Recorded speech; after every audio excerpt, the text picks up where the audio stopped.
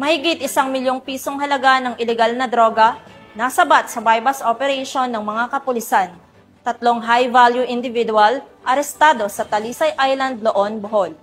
Patrolwoman Flora May Azares, ibalita mo.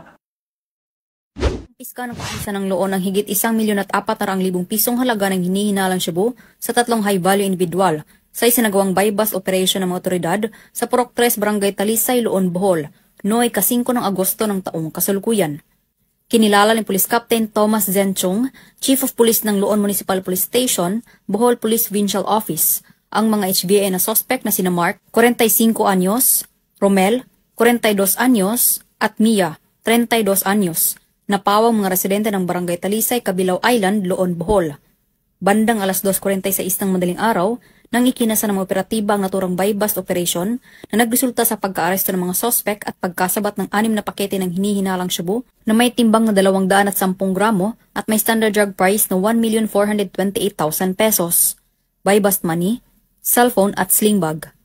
Kasalukuyang nasa kustodiya ng Loon Municipal Police Station ang mga sospek at mahaharap sa kasong paglabag sa RA 9165 o Comprehensive Dangerous Drugs Act of 2002.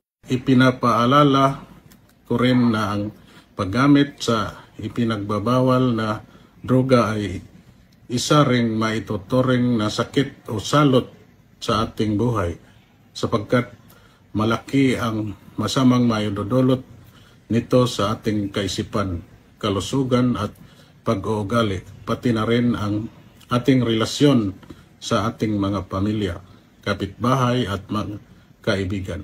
Mas madali nating makukuha ang tunay na kapayapaan at katiwasayan sa mahal nating Loon Madanihon. Mula dito sa Central Visayas, ako ang inyong Police News Network Correspondent, Patrolwoman Flora May Azares, alagad ng batas, tagataguyod ng balitang pulis.